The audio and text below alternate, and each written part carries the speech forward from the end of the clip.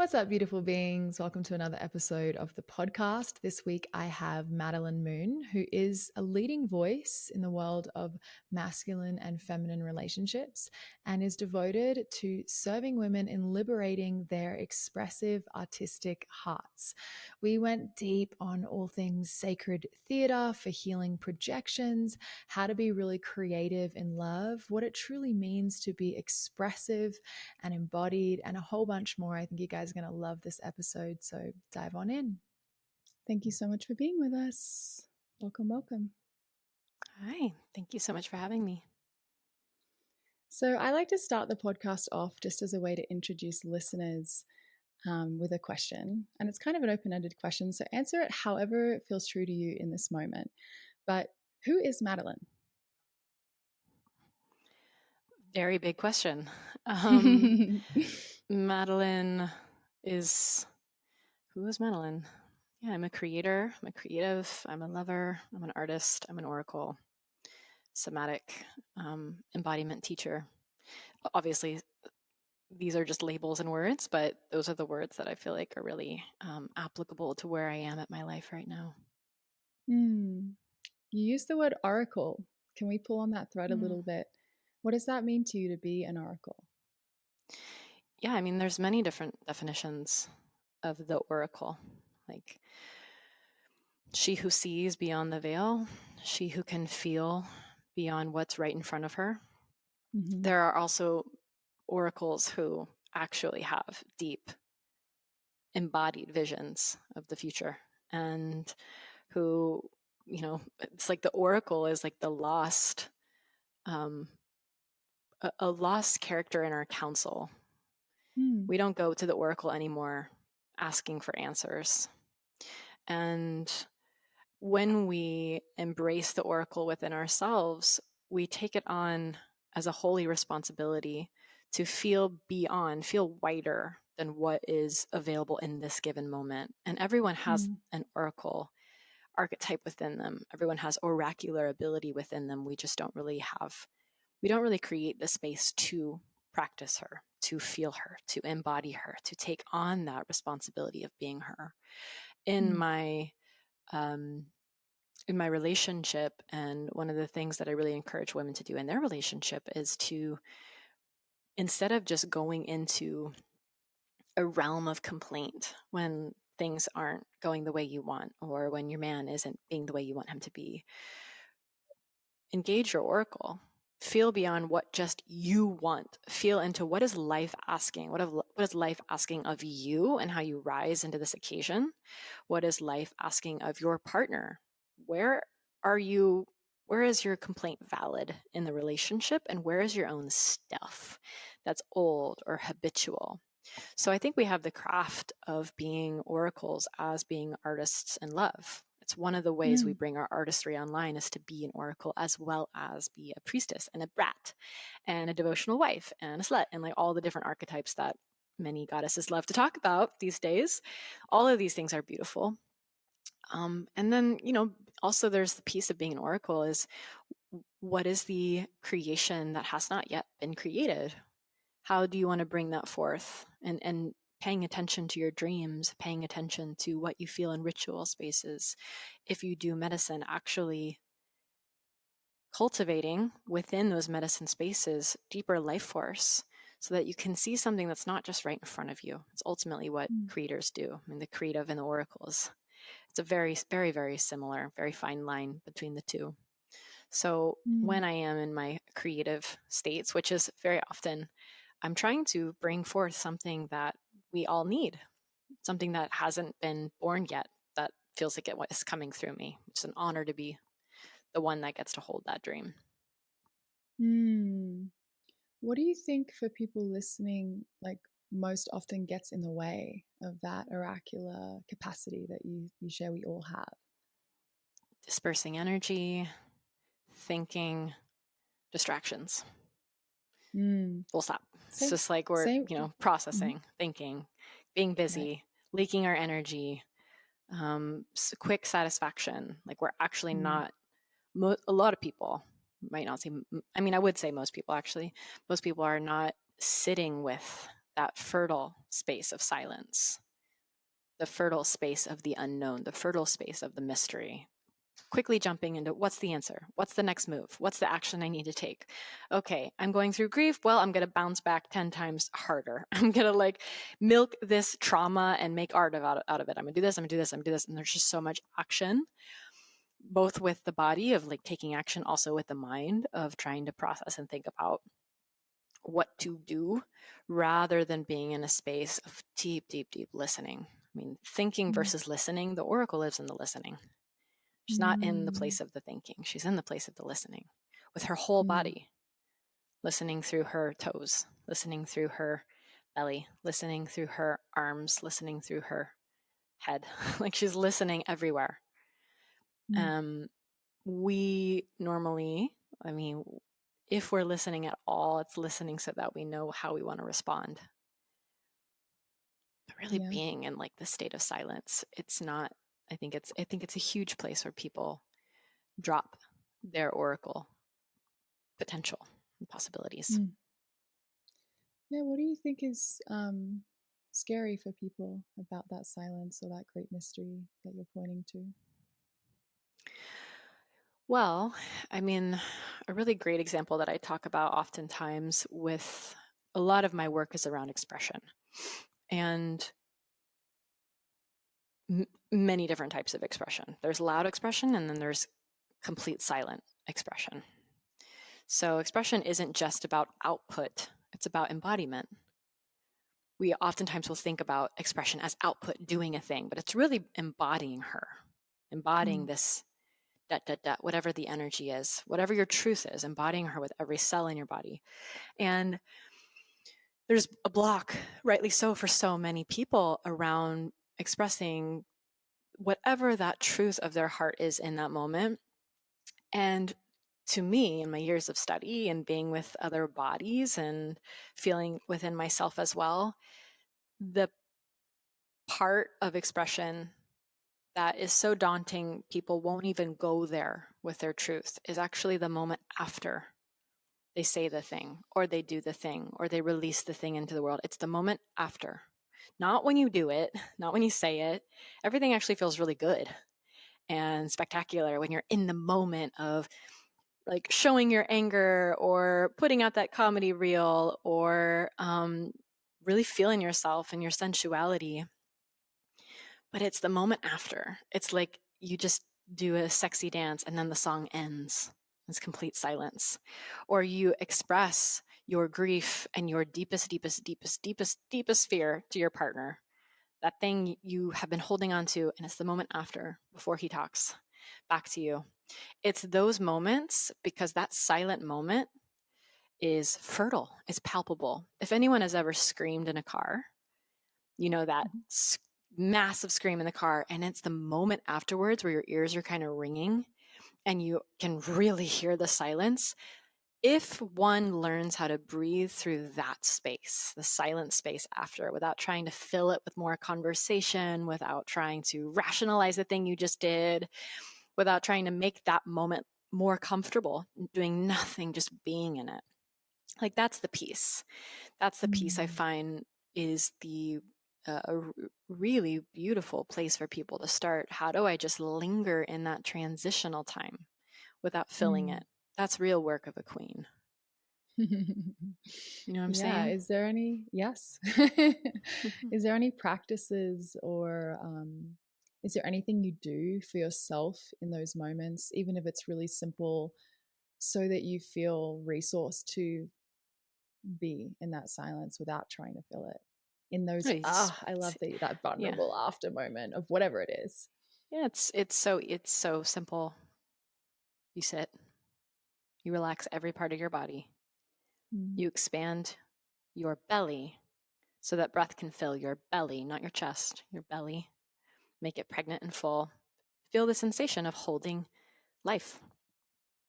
In those moments where you want to just disperse energy or discharge it or fill the silence, breathe so deeply into your lower belly and feel your body actually hold that fertile silence. It's like when we're taking in energy, we're taking in breath, we're starting to become the physical vessels of space.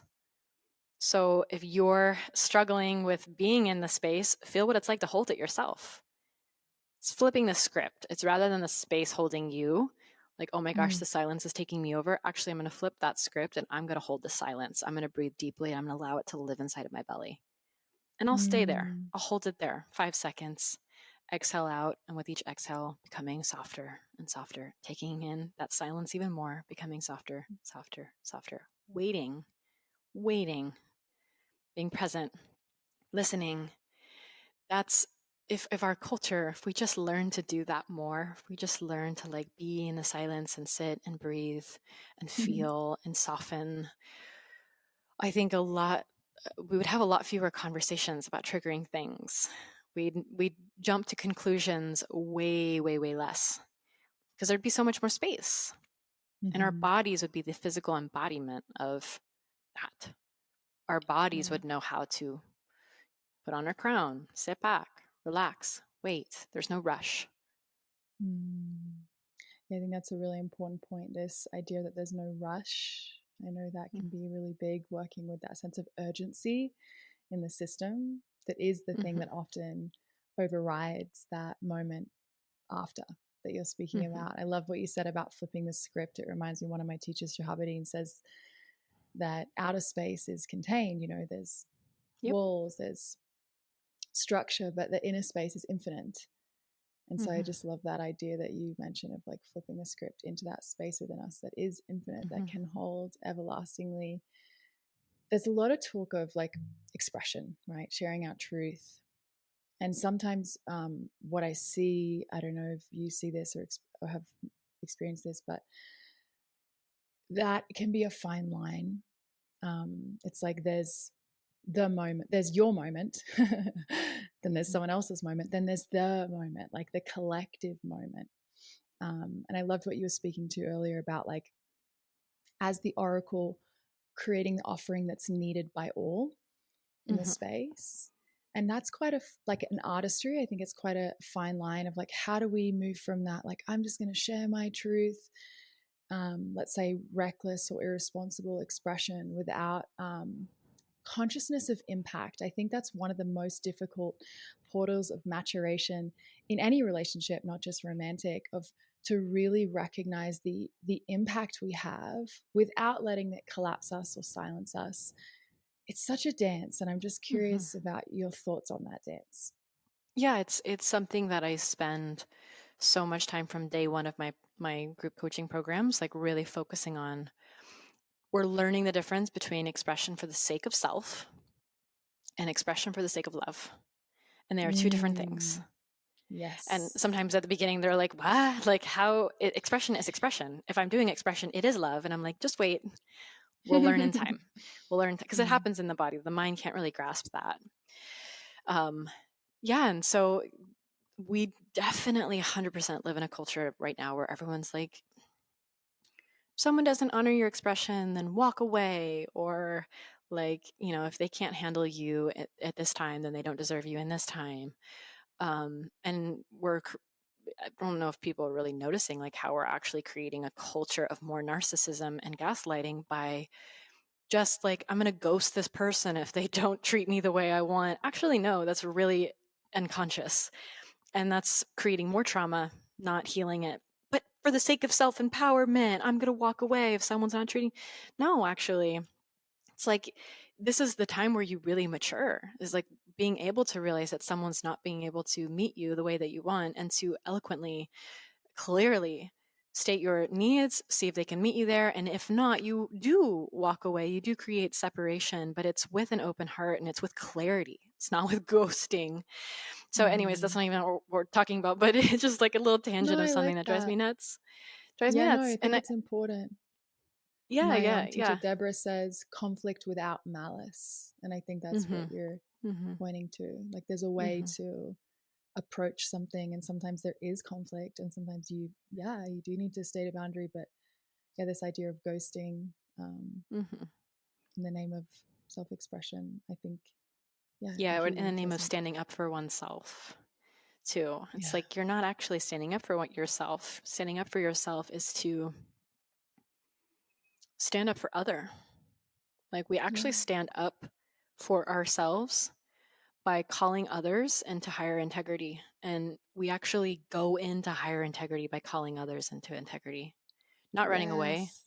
not blocking Mm-hmm. on the number without ever saying anything ever again, not, energetically slapping someone in the face for being a quote bad boy, like for not, obeying mommy. It's like we're punishing each other in these ways and we're masking it as self empowerment. And I bring all this Mm-hmm. up because when we're looking at expression, those there's expression, there's expression with heart, and then there's expression without heart. Mm-hmm. If I make it even simpler, there's expression with heart and expression without heart. Expression without heart can still be creative, can still be artistic, but there's no bridge between people. It's like you can tell someone, fuck you, and that's expressive, probably makes you feel good.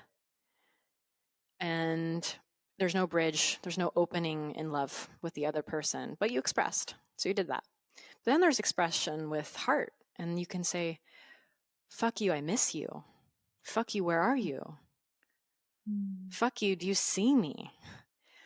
All of a sudden, you've just expressed, but you've also created a bridge for connection. It's like, do you feel my heart? I'm in pain. I love you. Come to me, fucker. And it's like this beautiful way to actually create, like I keep using this word, a bridge, because you're making an invitation, you're making a gesture for someone to lean in rather than this boundary and this border. And it's a big thing for a lot of feminine hearted beings to learn how to distinguish between this and that.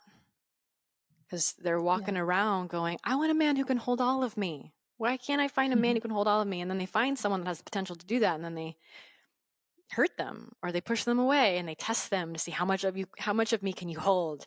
But it's without hearts. And of course, the most kingly of men won't want to stay if your expression only comes without your heart. So it's fine-tuning. Fine-tuning is a very beautiful art form to become that intimate with your own body's expression. And like I like to use the word incarnation. It's like there's expression, which is like, I'm doing a thing. And then there's incarnation, where your body is actually becoming that thing. And Mm. others get to witness it. You get to let others in Mm. from there.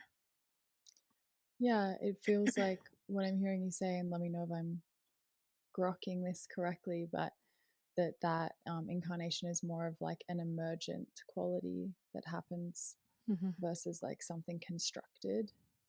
Mm-hmm. Exactly. Yeah. Yeah. It's like one's from the deepest place within your being, wherever that may be. So for some people, that's the heart. For some people, that is the womb or the dantian. For some people, that's Mm-hmm. like straight from the earth. If you're like really a Mm-hmm. practitioner, you know how to pull it from the earth. That's very emergent. It's like a fountain that's coming from the bottom, pouring through you. Whereas the other, like you said, the word constructed, it can be also mechanical, premeditated, surface level. Your body is doing this thing, but without the heart, it's just a body doing the thing. It's not embodiment. So it's how Mm-hmm. we take from a body doing a thing to embodiment from the Mm. emergent quality. Yeah, and I think people listening might be like, well, like how do I do this? And what I'll say, and I'd love to hear your perspective on this too, is I think what we're talking about right now are these sort of emergent qualities that come from, yes, understanding the concepts, but also experiencing, touching these places inside of yourself in practice. Mm-hmm. And it's like Ken Wilber says, like there's only one thing that widens the funnel, and really it's spiritual practice. And I know everyone's heard me harp on about this, but it's, at least in my experience, true. If you're listening and you're thinking, I don't even know how to begin, like how would I get to a place where I would have an emergent quality of my expression versus constructing. I think, at least for me, the places that I first started to touch that were being guided by great teachers in embodiment or ritual or practice, so that through their holding and transmission and invitation, I could start to let go enough into spontaneous expression and touching these places that we're kind of talking about. I'm curious your perspective on that, but I just wanted to kind of bookmark that for anyone listening who's like, what? Yeah. Yeah. Yeah. I mean, everyone's path is going to be different. What I teach is all somatics based. Mm-hmm. I mean, what the body can learn to do when we get into expressive somatics, it's life changing. It's life changing. Yeah. And it's really where I've found my deepest pleasure, is learning how to take the body, channel life force through it in a way that we're just really not seeing. We're not reading about in books. Like, you have to be in immersive spaces to really learn how to take the body and breathe it so deep that you turn inside out, really. And Yes. and some people are all about that. Some people would rather learn in different ways. But what I can say is something that I've incorporated in my work in a very, very big way. It's in my book, it's in my programs, um, my courses, and that is acting. And I don't have a big acting background. People think I do because I love it so much, but I actually don't.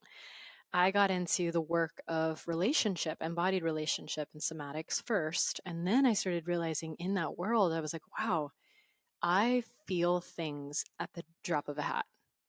Like, if you told me, go into your deepest elation and embody that, I would be able to go into an authentic place of ecstatic joy and let it infuse my entire body, my eyes, my mouth, my breath, like energy. You'd feel it running, coursing through me. And then you'd say, drop that and now go into grief. And authentically being able to go into the deepest grief that I know and feel it and let that move forward. Not just like, I'm sad, but like really feeling it come through me. And so once I was in this world, I was like, wow, I really feel like emotions are one of my expertises. Maybe I should get into acting just for fun. And I had about a year where I just auditioned. I didn't even go to classes at the beginning. I just auditioned for shit and I got it. And so I learned on set how to act, small things, not big things, but small things. I had a great time. Then I started taking classes, working with teachers, like really starting to get into the craft of acting. And it blew my mind. And I realized, oh, this is the missing piece to a lot of the spiritual work that we're doing. It may sound separate, but it is wildly similar to any other spiritual practice. In fact, I think it can be even more impactful than a lot of the things floating around, because it teaches you how to choose to step into a feeling with sovereignty and agency rather than a feeling being thrust upon you. We can walk through our life waiting for moments of loss and grief to strike us constantly on edge, or we can choose to ritually step into periods of grief and loss. Like, we've heard of grief rituals. That's one of the things to do. Embodiment practices where you really like choose to step into the frequency of your tender heart.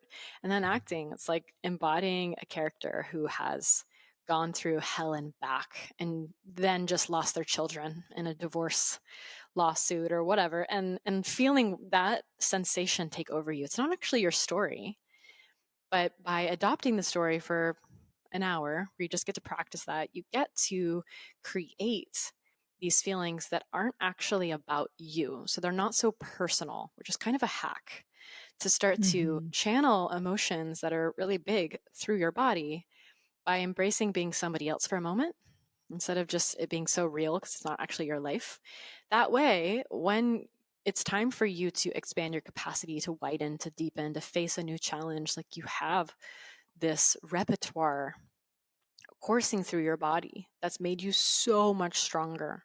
And we don't just feel feelings to feel feelings. That's beautiful, but we're feeling feelings so that we expand our capacity. We can face more. We can rise through more. And as a byproduct, we can hold more. We can create more wealth. We can have more ideas. We can have greater follow through. We can make more beautiful shit happen in our love life and our relationship. That's what like learning how to work with emotions actually does for us. And yeah, so for anyone that's like, I don't know where to go, I would say go sign up for an acting class. Like, it, as a step one. You know, my book has tons of things in there, but that's just a great easy, accessible place to go is just starting to like learn a little bit more about what that's like to create emotions without them naturally being there. Yes.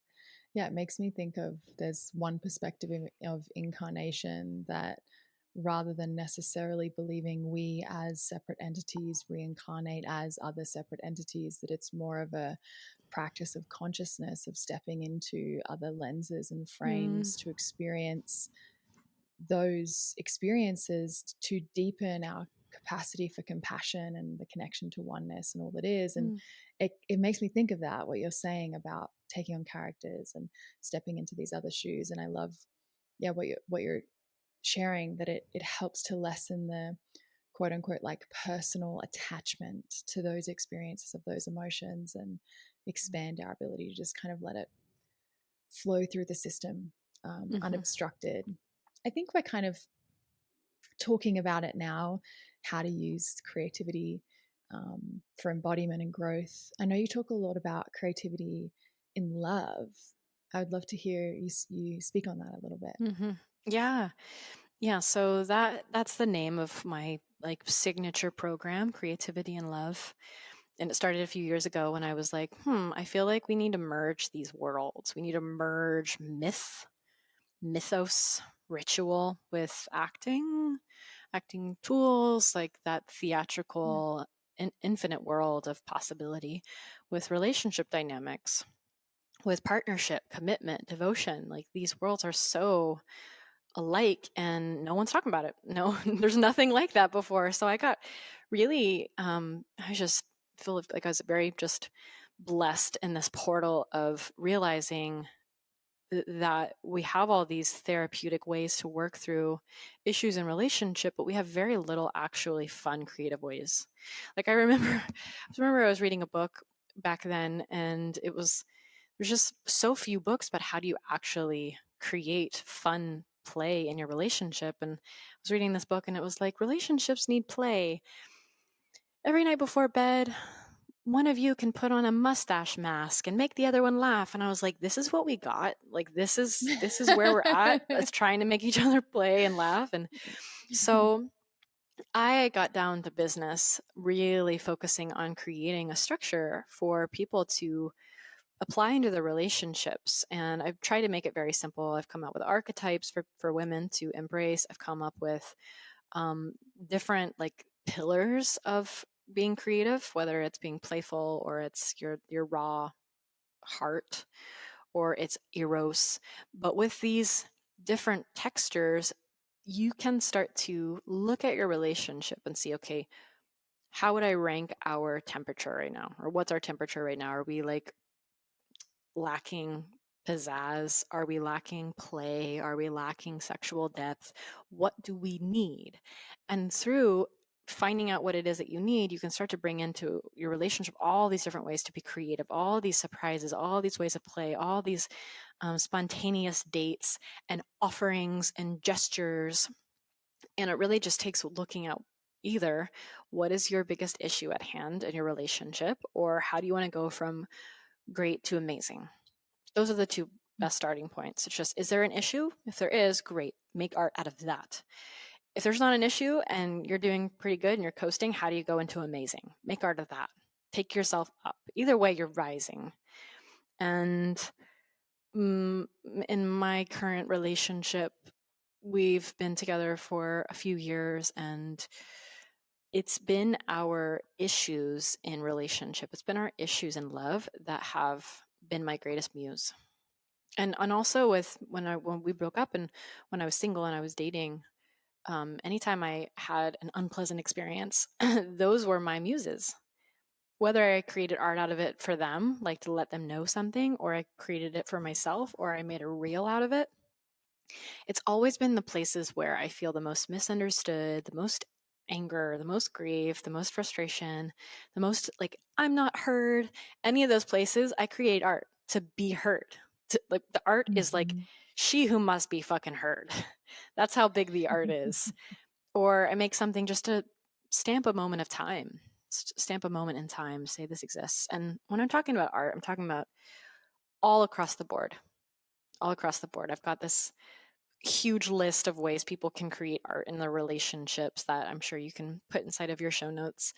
But we can make art through like making skits out of things.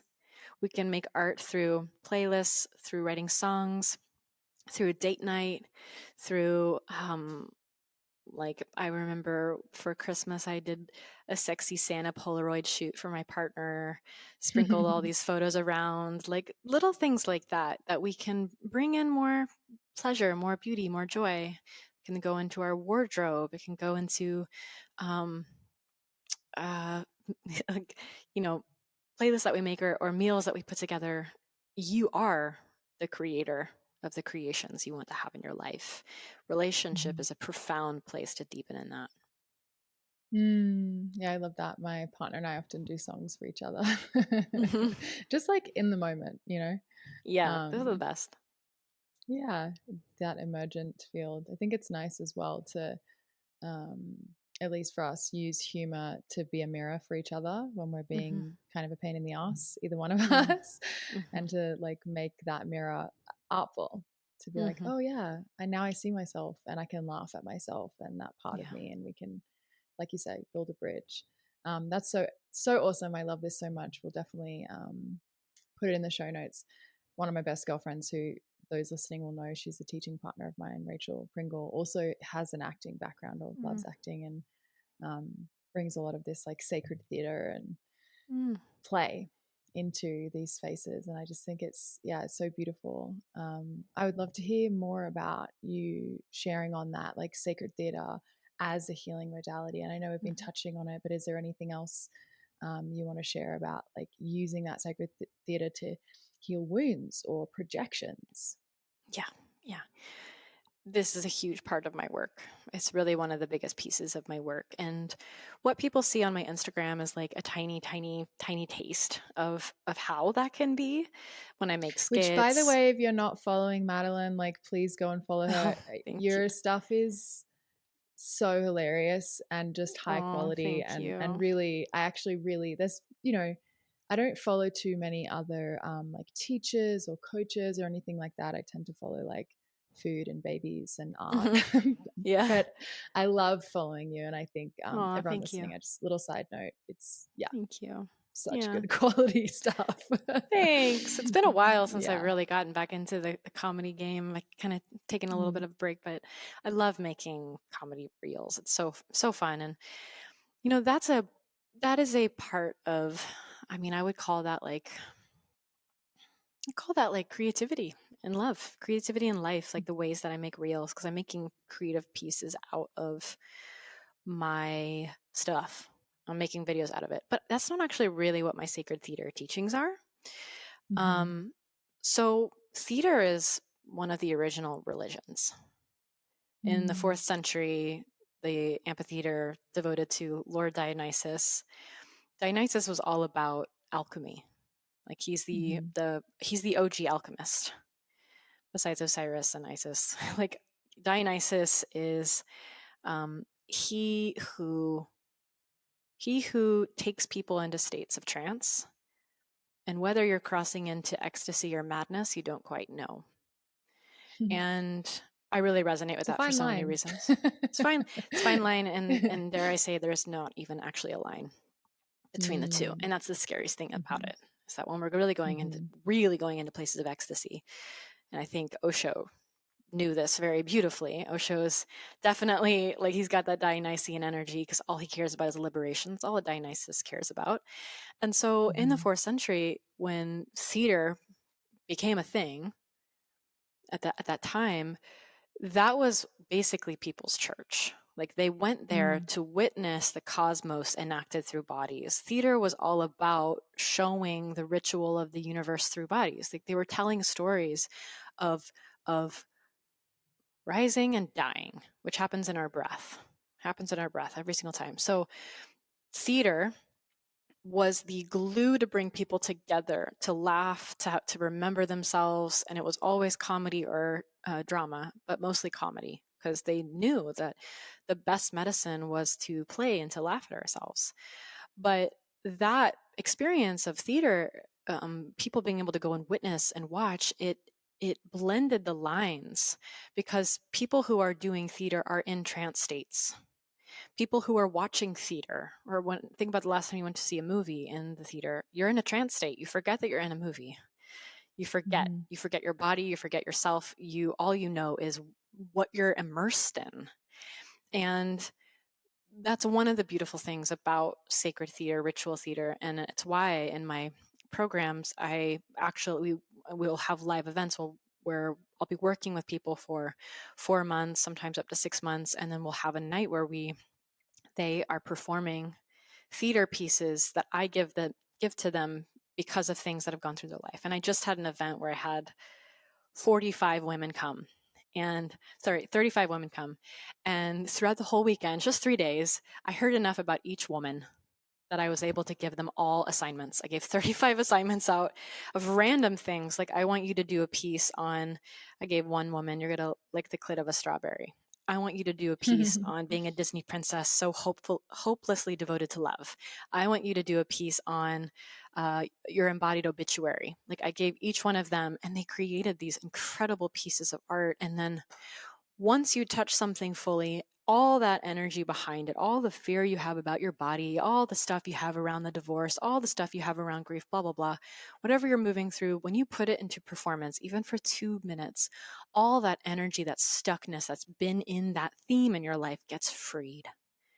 The way Yes. these women are afterwards, when they are in front of a group and they're doing this thing, their hearts are pounding, they go into a trance state, the group goes into a trance state, witnessing them, everyone is healed, everyone is freed. All that energy gets to now be freed life force moving through their body and our bodies as witness.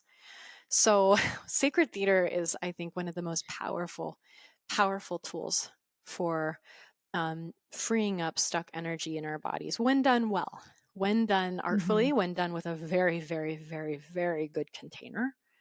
Other than that, it can be leaky, it can create more shit. Like, it's really meant to be treated like a temple, like a church. Like, we're going to the 4th century, going to watch Dionysus and all of his followers doing their ritual theater.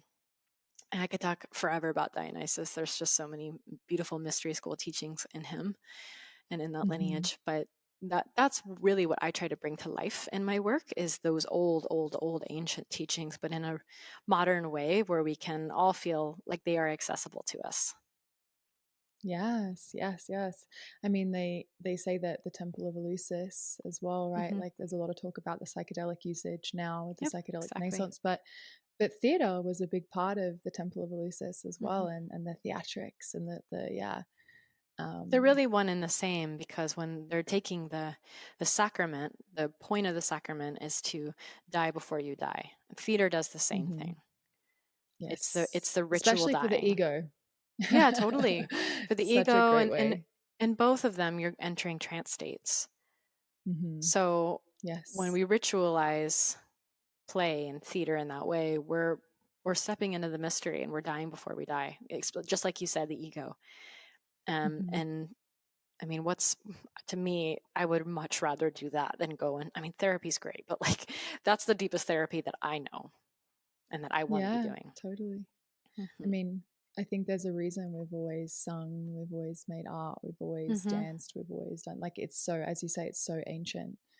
Um, yeah, I recently had a troll on the internet, which is just such a side note, but the thing that I did to process it, and I'm realizing through this conversation, I'm like, oh yeah, I do that a lot.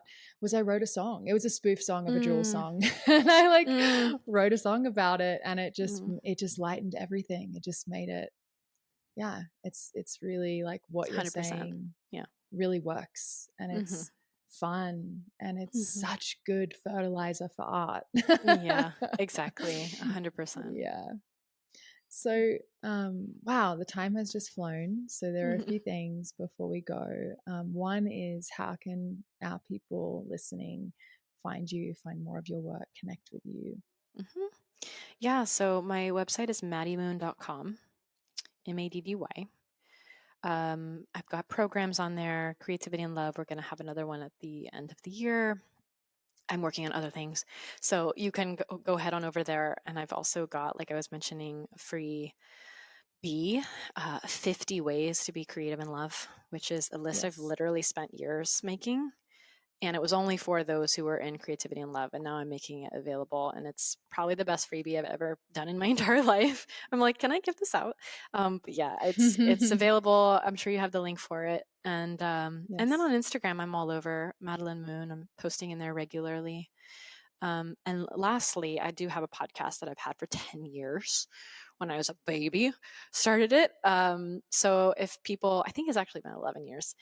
If anyone wants to subscribe to that, it's now called The Madelyn Moon Show. It used to be called Mind Body Musings, but that needed a rebrand. So it's The Madelyn Moon Show on Spotify and iTunes. Amazing. We'll put all of that in the show notes. So anyone listening who wants to dive into that freebie, the podcast, the Instagram, it'll all be there. Thank you so, so much for Perfect. your time today, my love. And just, yes, Yeah. appreciating. Thank you so much for having me. It's been an honor.